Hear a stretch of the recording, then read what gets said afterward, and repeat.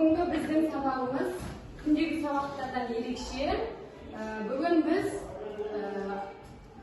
ерекше сабақ өтеміз.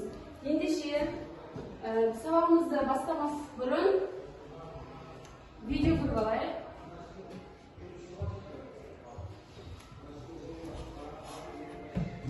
Ертеде берекелі өлкелі ақ апа атанған бір әже өмір сүріпті. Ол кісі екі басына құмыра ілінген биін ағаш пен бұлақтан үйіне су тасиды екен. Бұл құмыралардың біреуінде сызат бар екен де, ал екінші құмыра бүтін, кемшіліксіз болыпты. Бүтін құмыра суын толы үйде барса, жарық құмыраның азайып қалады екен. Сол себепті қартана үйіне жеткенде ылғи бір жарым құмыра су жеткізеді екен. Осылайша арада зымырап 2 жыл уақыт өтіпті. Бүтін құмыра өз міндетін мүмкісіз орындайтынына мақтанып, тәкаппарланатын көрінеді. Ал жарық құмыра болса, өзіне тиісті істі дұрыс атқарамағанына қатты ұялып, өкінеді екен. Бір күні бойындағы кемшіліктен қатты ыңғайсызданған жарық құмыра ақ апаға былай деп мұңын шағыпты. Кешіріңіз, бүйірімдегі сызаттың кесірінен тасыған суыңыздың жартысы босқа төгіліп жатыр. Сонда кейуана күлімсіреген қалпы құмыраға былай депті. Әй, балапаным-ай, байқамаған екенсің ғой. Қарашы, сен жақтағы жолдың. Жақсы.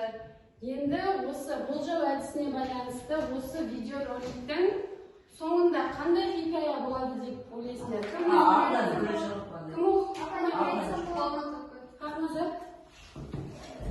Benim oyunca ağalar sınıf kumralar senin жүріп өткен жолың су құйылып, яғни гүлдер өсті деп айтады. Содан кейін сынық құмыра өзіне кішкене болса да риза болады. Жақсы. Ендеше осы видеоны Тұсы гүлдерге толы. Ал екінші құмыраның тұсында ешқандай гүл жоқ. Мен сенің бүйіріңдегі жарықты бұрыннан білетінмін. Сондықтан сен жаққа гүлдің тұқымын ектім. Ал ол гүлдерді күнде сен суғарып тұрдың. 2 жыл болды, сол әдемі гүлдерді жинап, үйімді сәндеп жүрмін. Егер де сенің сол сызатың болмағанда, шаңырағымды осыншама көркейтіп, гүлдендіре алмас едім. Расында біздің әрқайсымыздың өзімізге тән ерекшеліктеріміз, кемшіліктеріміз бар. Иә, басқа адамның кемшілігінен артықшылық көре алатын жан қандай мықты, қандай бақытты жан. Жақсы. Ендеше біз осы видеороликтен не тедік?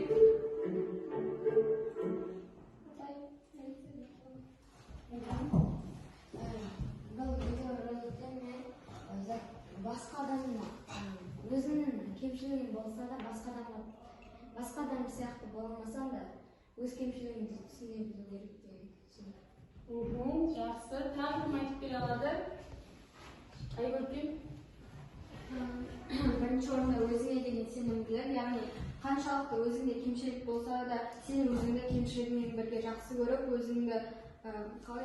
өзіңе сенімді болып, өмір бойы солай өту керек деп ойлаймын.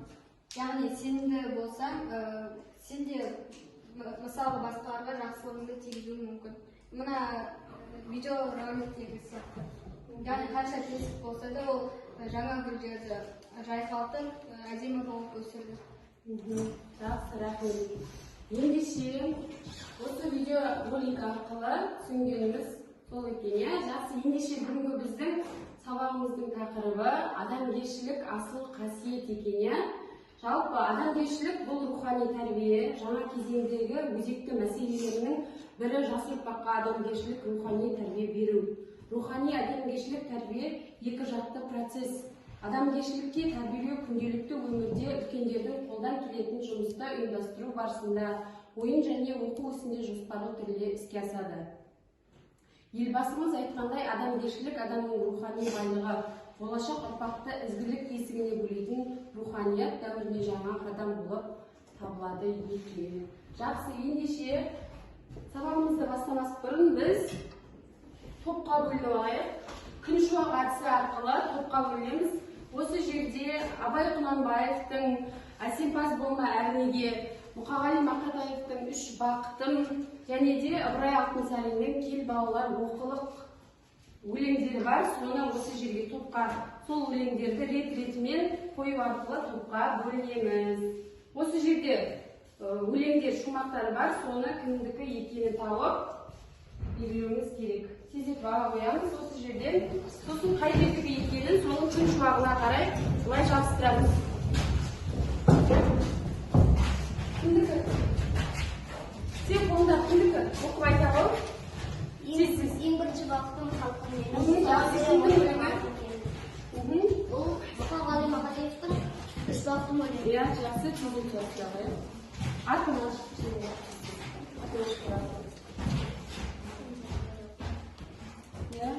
сенікін жоған? Бақыты бар үшінші отан деген. Құдай деген кім десе отан деген. Отсын дейді ғана, жан басында оянбай қиындағы отан. Жоса бір отан Мақатаевтың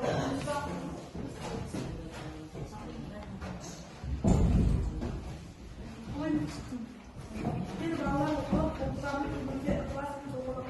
Okussanız bağlar, şanlar, şırak, şanlar. Sevginin anlar, bizim yak kabılar. Bu biz bağlar okulup. Çok böyle.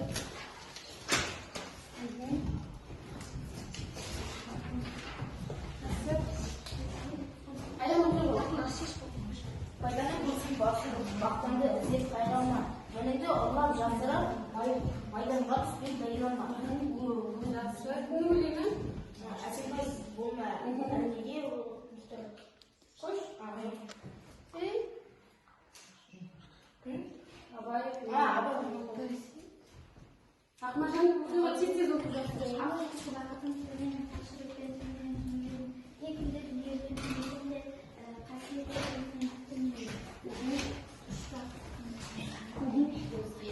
Şiravalar, siyah kirbalar, uzak, oğlanlı koğulu bir aklasın.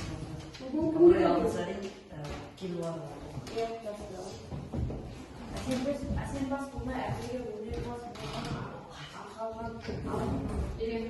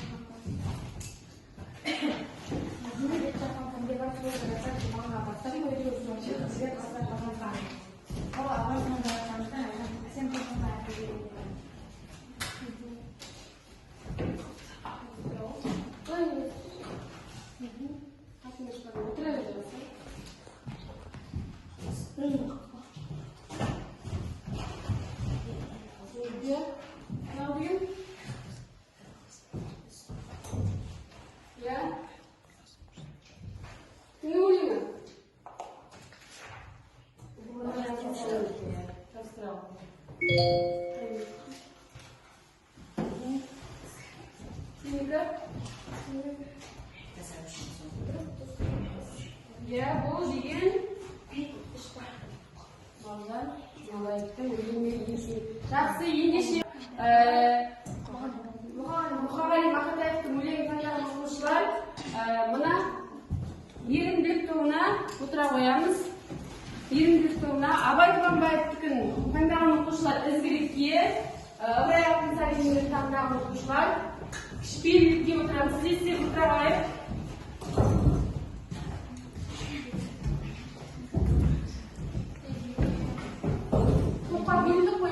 Жақсы ендеше осы топта берілген мейірімділік, ізгілік, кішіпейілділік тақырыбында постер құраймыз. Сол өзімізге берілген тақырыптарға байланысты тез-тез постер құраймыз.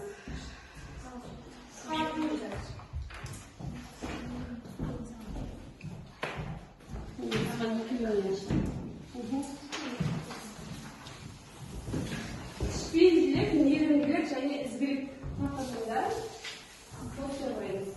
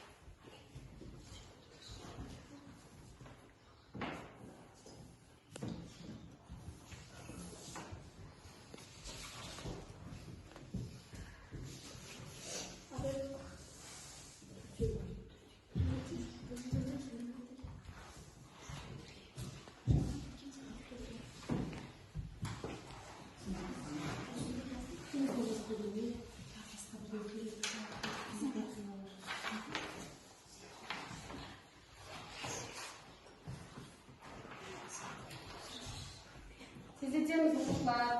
Kaç yok oldu? Oğlan yok. Sol şakalıkta var serpilmez. Bir şeyler kolaydı.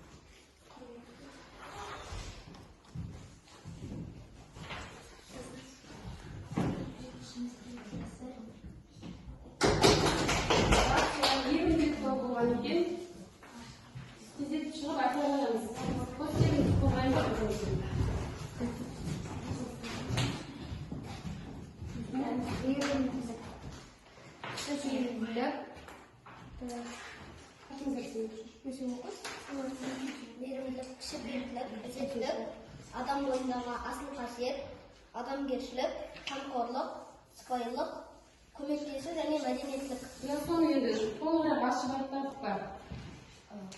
Мысалы, мейірімділік қамқор болу.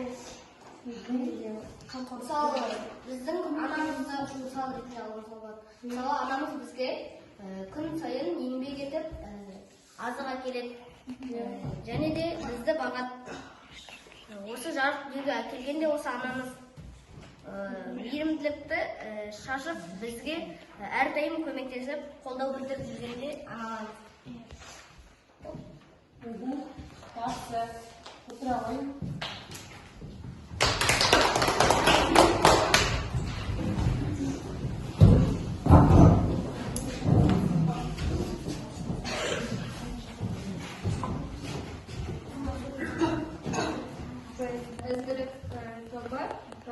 Өзгеріп дегеніміз құрмет көрсету, сыйластық, мәдениеттілік, кішіге ізет көрсету, қамқорлық көрсету, ішімістік таныту, қолдау.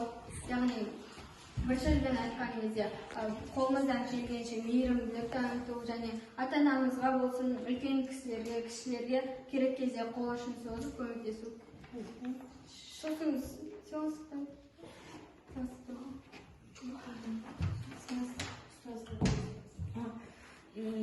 Сыйластық, көмек көрсету, сыйластық деп отырғанымыз, олар бір-бірімен ешқашан жанжалдаспай, бірге бақытты, тату-тәтті болу. Ұстазға, үлкендерге сыйластық. Енді келесі шипейіндек болған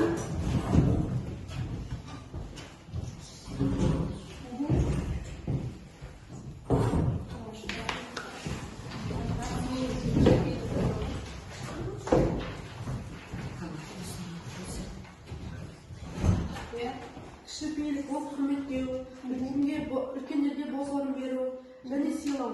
Үлкендерге, мысалы автобуста үлкен әжелерге орын беріп, кішіпейілігімізді танытуымыз керек. Және бір-бірімізге сыйластық танытуымыз керек. Кішіпейілік ол орын беріп, әрдайым көмектесу. жақсы ендеше отыра қойып. Бәріміз де жақсы түсінген сияқтымыз. Ендеше бізде келесі тапсырмамыз жағдаяттық тапсырма деп аталады. Осы жерге 4 оқушы келе қойса, көгершіндердің әкелген хаттарын оқу арқылы жағдаяттық тапсырмаларға жауап беру.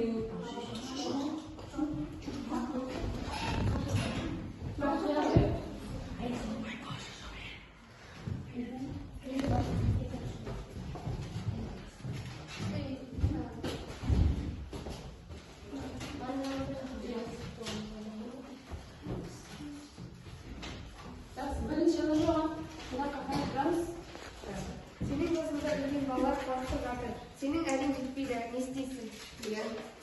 Қасында болашаққа үлкен адамдарды шақырып, сол балалардың Сенің досыңды үлкен балалар қорқытып жатыр дейді. Сенің бірақ әлің жетпейді, не істейсің? қасындағы үлкен адамдарды көмекке шақырып, досын құтқарып. Жақсы отыра ғой. Келесі. Senin olsun özüne kişi babanın telefonunu takip aldı. Sınıf jurnalısında onu talqılап жатыр. O seni көмек күтіп тұр. Sen isterim. Ben оған көрсеңіз, кішкентай балалардың телефон алуға болмайды деп ескертіп өтейін. Досыңды қолдамайсың ба? Бұны көре дұрысыңыз. Жақсы отыра. Сізден жолда кетіп бара жатып, ойда жоқта қомақта әмиян тауып алдым. Жан-жағына қарасам ешкім көрінбейді. Әмиян тауып алдым, кімдікі деп айқайлап үш рет айтқандай болдым. Дегенмен өз даусым басқалар түгілі өзіме де естілмейді. Былайырақ шығып алып, әмиянды ашып қарасам, ішінде бір машинаға жетерлік қомақты қаржы бар сияқты. Қуанғаннан не істерімді білмей, аңтарылып қалдым. Ішімде бір жылылық пайда болып, былтырғы ескі ботинкамен киімдеріммен жүргенім, ал өздерің көптен бері тойып тамақта жемегенің есіне түсті. Алла тағала менің көз жасымды көріп, осы несібені жіберген шығар деген ой келіп, жаратқанға рахмет айта бергенім сол еді. Ботадай боздаған киімі жұпынлау кісіні көрдім. Айналайын адамдар-ау, қайырымдық жандар, балаларымның анасы айықпай дертке шалдығып, соны емдету үшін ағайындарыммен жаны жайсаң адамдар ауыздарынан жырып берген қаржымды әмияныммен қоса жоғалттым. Енді не істеймін деп айғайлады. Сен не істейсің? Мен осы жерде болсам, жаңағы туысы ауырып қалған адамға барып әмиянды қайтарып беруші едім. Себебі ода да өте қиын жағдай. Қанша дегенмен өзімнің қара басымды ойламай, басқаларды ойлаған дұрыс. Senin жаңа досың бұрынғы досыңды тастауыңды өтінді. Өзімен ғана дос болғаныңды қалады, не істейсің? Әр адамды түсіну болады деп ойлаймын. Сондықтан да мен бұрыннан бері араласқан досымды жарты жолдан тағы да тастап кете алмаймын. Сондықтан да екеуіне де түсіндіріп, барынша ортақ дос болуға шақыратын едім. Жарайсың. Жақсы.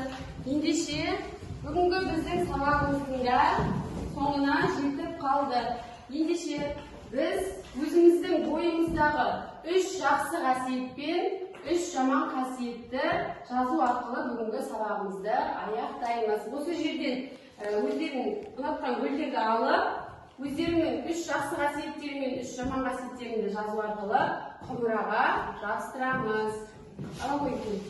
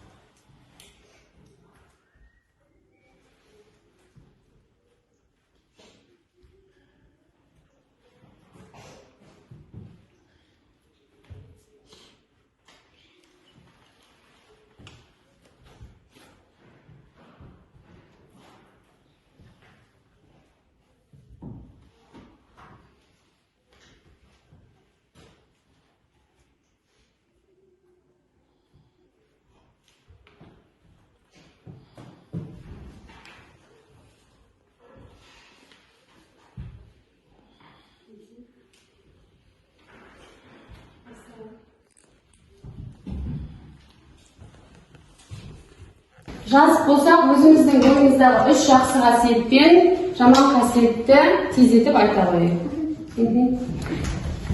Жаман қасиетім еріншектік, көңілшектік, қырсықтық, ал жақсы сыйласа білу, түсінісу, бағалау. Менің жаман қасиетім мен ашуланшақпын және де адамның көңіліне қарамай сөйлей беремін, кейде қол көтеремін. Мен мейірімді, кішіпейіл, ізетшіл. Мен бойымдағы 3 жақсы қасиет мейірімділік, кішіпейілділік, ізеттілік. Ал 3 жаман қасиет болса, өтірік айту, іштарлық және де әуестік.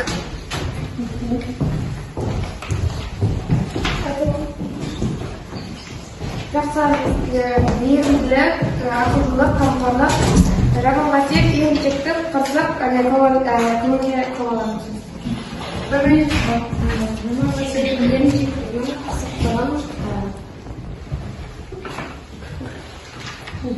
Көңілшектігім.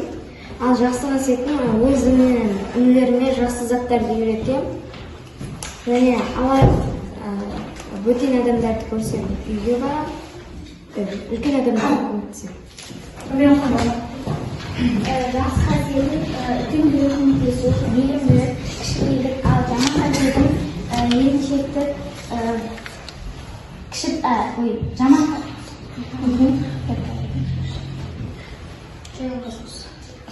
көңілме алып 3 жақсы қасиетім қамқорлық, жауапкершілік, адалдық. 3 жаман қасиетім ашуланшақпын, қырсықпын. 3-шісі мен көңілшекпін. Менің 3 жақсы қасиетім мен үлкендерді үйретсем және қолына келгенше көмектесемін, дәл өзіме кішкентайлардан сыйлаймын. Ал ең жаман қасиетім ашушаңмын, содан кейін ауыр сөйлеймін және де достарыммен көп ойнаймын. Жаман қасиетім ашуланшақпын, көп ұйықтаймын және тез ренжігішпін. Жақсы қасиетім барлығымен араласып салады, мейірімділігім және бағалығым. Жаман қасиетім тез ашуланамын, ашулансам ешкімді тыңдамаймын. Еріншек. Жақсы қасиетім адалмын, адамдарды құрметтеймін, кішіпейілмін. Менің үш жақсы қасиетім, жаман қасиетім мен мақтаншақпын, мен басқалардың өзімді биік санаймын, қатты тәртіпті емеспін, ал жақсылық мейірімдімін, досқа адалмын, кішіпейілмін. Біліміміз бен ақыл күші біріксе, бұлар адамгершілік қасиеттер деп Ыбырай Алтынсариннің құнды сөзі бар. Адам мінезінің түрлерін адамгершілік, имандылық тұрғыдан қарастырып, оларды жақсы және жаман деп жіктейді. Ал Құдайбердіұлы Абайдың үлгі еткен өнер білімді адамгершілік ізгі қасиеттерді өзіне ұран тұтып, балаға қатарынан қалма, өтірік өсек айтпа, ұрлық-зомбылыққа әуес болма, жалқаулықтан қаш, өнерлі өнегелі ерлердің жастарынан үйрен, оқу оқып білім ал, талаптан деп өсиет айтып кеткен екен. Ендеше бүгінгі біздің сабағымызды осымен аяқтаймыз. Сау саламат болыңыздар.